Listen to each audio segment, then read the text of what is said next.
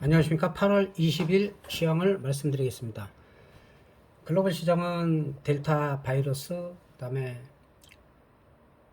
테이퍼링의 조기 실시 여부, 그런 부분들이 맞물리고 아프가니스탄의 텔레반이 장악, 여러 가지 악재가 겹치면서 큰 퍼펙트 스톰은 아닌데 작은 퍼펙트 스톰, 작년부터 제가 말씀드린 두 가지 이상의 악재가 생겼을 때 나타나는 그 시장의 하락 현상. 근데 실질적으로 그런 모든 문제가 미국을 통해서 일어나고 있는데 이 사람들은 계속 전 고점을 돌파했고 눌린다고 해도 지금 크게 눌리는 게 아니에요. 이 사람들은 뭐 33,000대까지 밀려도 전혀 지장이 없는데 오히려 더 견조한 모습을 보이고 있습니다. 그 문제는 우리 시장인데, 우리 시장 같은 경우는 글로벌 시장의 앞에 얘기한 세 가지 악재 외에 원달러 환율이 계속 올라가면서 원화 가치가 감소를 하면서 외국인 투자자들이 환차익을 챙기는 그런 부분 때문에 지금 급락을 하고 있습니다. 글로벌 시장하고 우리하고 비교해 볼 때는 우리는 지나치게 하락을 했다. 예전에 우리가 급락을 할 때도 기술적인 반등이 나타나지만 한번 눌렸다가 쌍바닥이나 한쪽을 쳐든 쌍바닥을 만든 다음에 급등하는 모습을 볼 수가 있습니다. 그러기까지는 한 2주 정도가 소요가 되고, 우리 시장도 일단은 3050 정도가 지켜져야 되고, 여기가 무너졌을 때는 한 3000선이 상당히 중요하다. 그리고 이번 주까지도 반등 시도는 나왔지만, 반등 시도가 나오기는 했지만 확실한 반등이 아니다. 일반적으로 저점에서 반등이 나올 때는 3분의 1이나 절반, 많이 나올 때는 3분의 2까지 나오는 경우가 있는데 아직까지는 확실한 저점이 형성되지 않았다. 그래서 이런 부분이 다음 주에 걸쳐서 완전히 바닥을 확인하고 기술적 반등이 나온다 하더라도 다시 한번 저점을 확인한 후에 그 기술적 반등이 나온 자리, 예를 들면은 이렇게 하락을 했다가 기술적 반등이 나오고 다시 저점 확인을 갔다가 이 기술적 반등의 고점 자리를 돌파가 나오는 순간 오히려 상승을 크게 할 수가 있습니다. 그러기 전까지는 아직 적극적인 매수 단계는 아니라는 거 말씀드릴 수가 있고, 그래서 기관이나 뭐 지금 우리나라 같은 경우는 투신이나 이런 쪽에서 방어를 못하고 있어요. 외국인들이 워낙 큰 자금으로다가 매도를 지속적으로 하고 있기 때문에, 어떻게 보면 금융위기나 그런 위기가 왔을 때 2015년이나 이럴 때보다도 지금 하락폭이 더 크고 연속적인 하락, 보통 일반적으로 기술적 반등이 나오다가 하락을 하는데 지속적으로 이 정도로 하락한 게 뭐 거의 한 20년 만에 처음이라는 그런 보도도 나오기도 했습니다. 그래서 일단 지나치게 매도한 부분이 있지만 개인들이 집중적인 매수를, 선물이든지 코스피든지 매수를 집중적으로 할 때는 오히려 올라가질 않습니다. 그리고 일단은 환율이 1185원이나 1190원을 돌파를 안 해야 돼요. 거기서 밀려야 되고, 우리 시장 같은 경우 환율이 떨어질 때는 주가가 상승을 하고 환율이 올라갈 때는 좀 하락하는 그런 패턴을 많이 보이고 있기 때문에 완만한 상승이나 완만한 하락은 관계가 없는데, 요즘같이 지속적으로 원화 가치가 떨어지면 환차익을 노리는 외국인들이 계속 집중 매도를 하기 때문에 지나치게 지금 뭐 하락을 하고 있기 때문에 주식시장이나 이런 부분, 작년에도 제가 요즘은 많이 얘기를 하자면 테이퍼링이나 커런시워, 환율 전쟁, 그런 부분, 그 다음에 퍼펙트 스톰, 그런 부분에 대해서 작년 여름부터 가을까지 지속적으로 말씀드린 게 지금 다 나타나고 있습니다. 그런데 이렇게 많이 하락한 부분에 비교해서는 풋옵션이 그렇게 많이 터지지는 않았어요. 그러니까 이틀 동안에 좀 풋옵션이 좀 시세가 많이 나가고 외가격은 한 1000% 정도가 나왔지만 이때까지는 크게 터지지가 않았어요. 그러니까 상대적으로 어느 정도 저점을 다지면서 기술적 반등 나오고 다시 한번 저점을 확인하면서 돌파를 할 때, 그때가 콜옵션이나 주식이든 선물이든 매수 시점이다.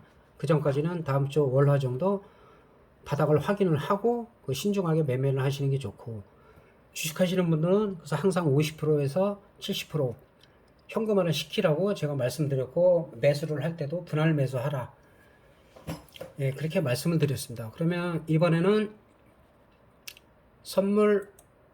우리나라 선물 시장으로 가보겠습니다. 이거는 이제 9월물이기 때문에 뭐 지난번 6월물하고는 좀 다르긴 한데, 예를 들어서 꾸준히 상승이나 횡보를 하다가 지속적인 하락을 했어요. 그러니까 이렇게 계속 하락하는 것도 쉽지가 않은데, 보통 하락을 하다 보면 이렇게 반등이 나오고, 하락하다 보면 반등이 나오고, 하락하다 보면 반등이 나오는데, 뭐 이런 식으로 거의 뭐 일자별로 해갖고 거의 10거래일 동안 계속 하락을 하는 게 크지 않습니다. 그래서 일단은 지금 400.90인데, 일단 400 위로 올라와야 돼요. 400 위로 올라오고, 최소한 413이나 14 정도, 413이나 14 정도가 올라와야 되고, 정상적으로 기술적 반등이 나오다가 다시 밀리더라도 이 저점을 깨지 않는 선에서, 예, 이런 식으로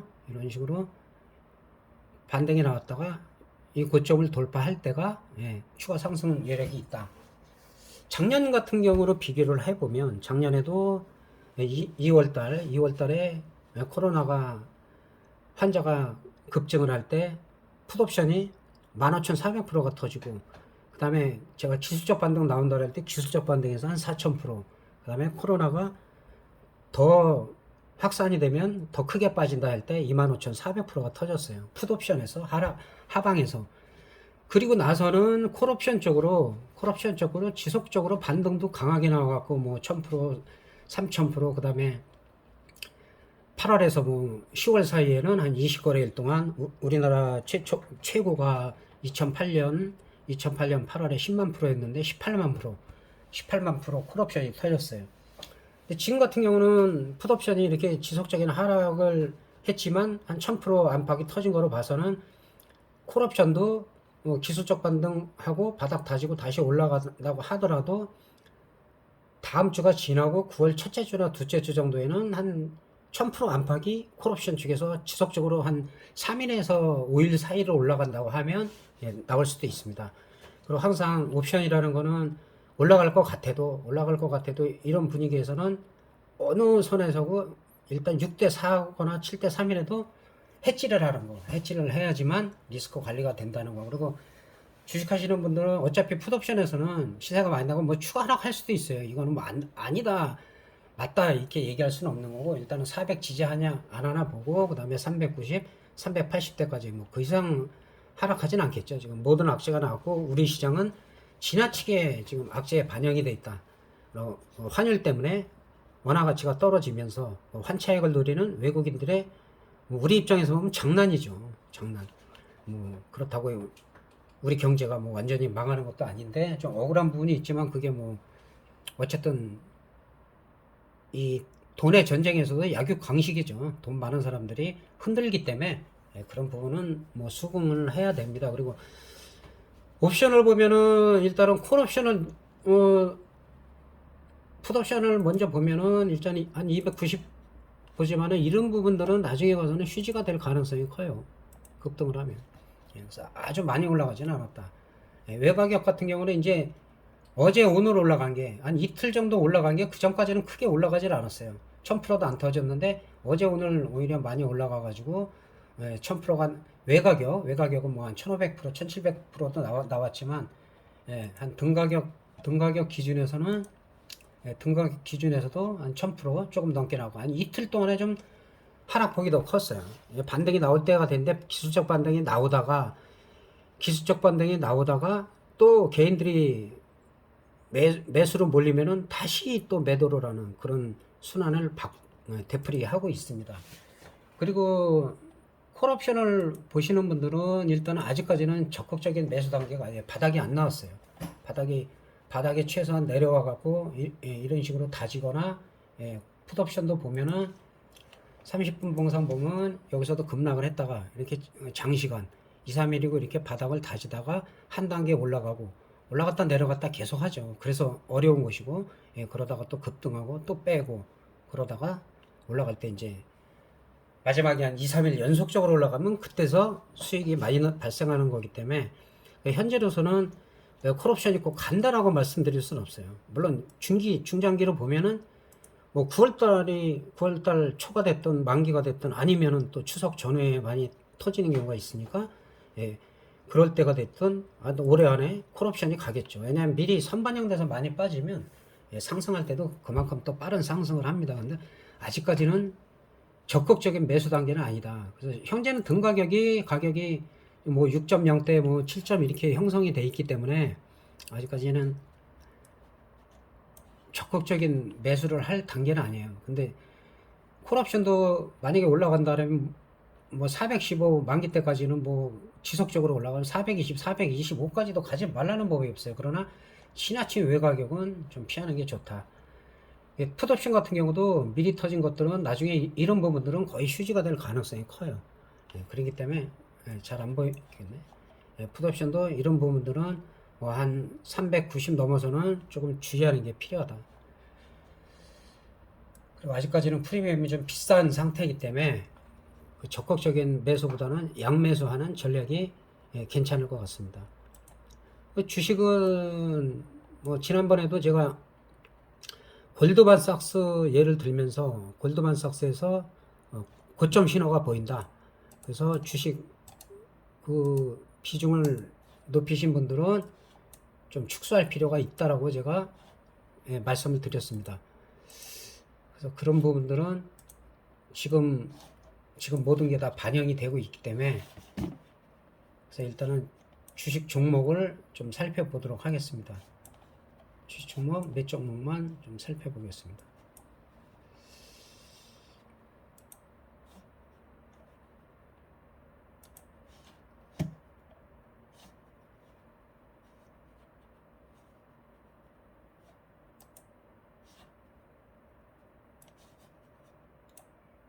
일단 몇 종목을 살펴볼 건데 저한테 개인적으로 문의를 하신 분들 대한항공입니다. 대한항공 같은 경우는 지금 제가 고점을 35,100원이고 그 다음에 이 정도에서 그때 질문을 해갖고 한 29,400원이 지지가 돼야 된다. 그렇지 않으면 27,000원 초반까지 밀릴 수가 있고 만약 여기가 지지가 안 되면 25,000원대까지 밀릴 수가 있다. 그래서 여기가 깨지면은 적극적인 매수 단계가 아니다. 이 부분에서 매수하신 분들이 있을 거예요.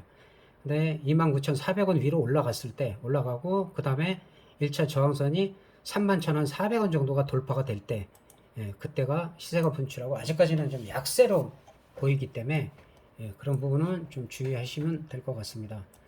그리고 저한테 여쭤볼 때는 제가 오히려 카카오가 괜찮다. 아니, 이 정도 될 거예요. 카카오가 괜찮다 라고 말씀드렸습니다. 카카오뱅크나 카카오나 근데 이런 건 밀리더라도 지금 횡보 잘하고 있고 뭐 하방에서 올라간 거에 비해서 액면 분할해 갖고 올라간 거에 비해서는 상당히 지금 견조하게 지지가 되고 있다. 그러나 이 종목도 13만 9천 원은 지켜줘야 된다. 여기가 깨지면은 또 12만 5천 원, 12만 원대까지 밀릴 수가 있지만 여기가 지지가 잘 되면 지금까지 선물이나 코스피가 급락한 거에 비해서는 방어를 잘하고 있다. 그러나 이런 거 살 때도 한두 주씩 사는 거지. 너무 많이 비중을 실으면은 상당히 힘듭니다. 그리고 셀트리온도 계속 박스권이죠.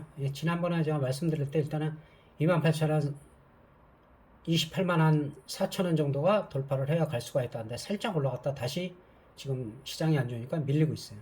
1차로는 26만원을 지켜줘야 되고 그 다음에는 24만 4,600원 선에서 지켜질 때 그 다음에 분할 매수 할 필요가 있다. 그러나 최근에 들어서 급락에 비해서는 뭐 크게 문제가 될 건 없다. 그리고 삼성전자는 뭐 대표적인 거니까 삼성전자가 8만원 안 깨지다 8만원 깨지고 78,000원에서 78,000원대 지지가 잘 되다가 83,000원이니까 갔다가 다시 지금은 72,000원대까지 빠지고 있어요. 이런 부분이 이제 원화 약세에 따른 환차익이나 또 반도체가 지금 그렇게 뭐 삼성이 또 경쟁해야 될 늘 세계 1위가 아니기 때문에 그런 부분들이 많이 반영이 되고 있어요. 그래서 지금 이재용 부회장도 지금 출소를 해서 좋은 또 소식이 들렸으면은 괜찮을 것 같습니다. 그래서 이런 종목도 뭐 나중에 뭐 68,000원이 가든 6만원 초반이 가든 뭐 크게 분할로다가 매수할 땐 문제가 안 돼요. 근데 지금도 아직까지 적극적인 매수 단계가 아니다. 일반적으로 볼 때 76,000원 위로는 올라가야지 그 다음에 78,000원이 올라갔을 때가 오히려 매수 단계다. 그렇게 말씀드릴 수가 있고, 지금 현재로는 계속 외국인들이 그 전에 어떤 경제 위기나 이런 때도 한 뭐 20 몇 조를 매도했는데 지금 최근에는 한 30조 이상을 매도하고 있기 때문에 그런 부분들을 확인하면서 원달러 환율이 지금 원화 가치가 좀 올라가는지를 확인하면서 매매를 하는 게 좋습니다. 오랜만에 덕성 한번 볼까요? 덕성도 얘기한 대로 지지율에 따라서 계속 올라갔다 내려갔다 했는데 또 입당하고 또 상승을 잘하다가 뭐 최근에는 또 당 대표나 그런 토론회 그런 부분에 대해서 이견이 생겨가지고 당 대표랑 좀 이견이 생겨가지고 좀 뭐 좀 분열까지는 몰라도 좀 충돌이 생기는 그런 부분에 있어서 좀 지지율도 좀 하락을 하고 있고 그런 부분 보시면 될 것 같고, 앞으로 토론회나 경선 진행 상황 또 경선에서 유력한지 그런 부분에 따라서 등락을 거듭할 수가 있다. 그러나 일단은 이 종목도 15,000원은 지지가 돼야 된다. 15,000원이 깨지면은 일단은 조심할 필요가 있다. 그렇게 말씀드릴 수가 있습니다. 그리고 마지막으로 변함없는 일단 한국전력. 한국전력이 사실은 22,000원, 그 전부터 2만원, 22,000원, 이때는 매수 단계다.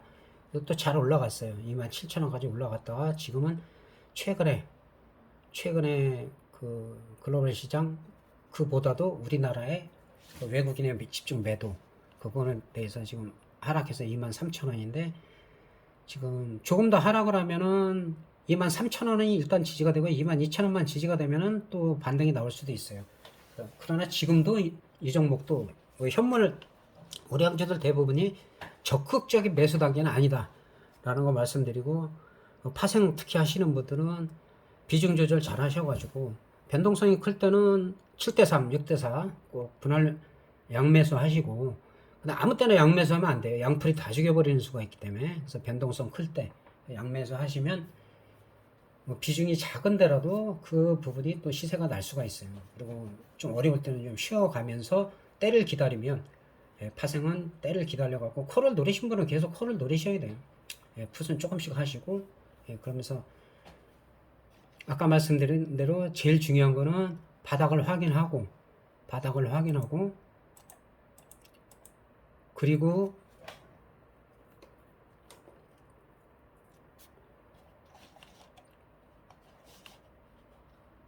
지수적 반등이 나온 자리 그 부분을 돌파를 할 때 그때가 매수 시점이라는 거, 그 부분만 좀 잘 생각하시면 될 것 같습니다. 그래서 이 부분만 선물 옵션 하시는 분들은, 왜냐면 레버리지가 크기 때문에 제가 말씀을 많이 드려요. 그러니까 급락을 하고 이렇게 기술적 반등이 나오다, 이게 이제 3분의 1이 될지 50%가 될지, 많이 가면 뭐 3분의 1까지도 글로벌 시장이 좋고 원달러 우리나라 환율 가치가 올라가고 하면은, 그러니까 원달러 환율이 떨어져야 되겠죠. 그러면은 또 급등을 할 수도 있지만, 그러기 전에는 이런 과정을 거쳐야 된다. 이게 여기서는 딱 쌍바닥이지만 쌍바닥이 될 수가 있고, 쌍바닥이 이 저점을 오기 전에 치고 올라가고 그 전에 이 고점을 돌파할 때가 사실은 가장 좋습니다. 그때가 적극적인 매수지, 아직까지는 적극적인 매수 단계가 아니라는 거 말씀드리고, 그 남은 8월 마무리 잘 하시기 바라겠습니다. 대단히 감사합니다.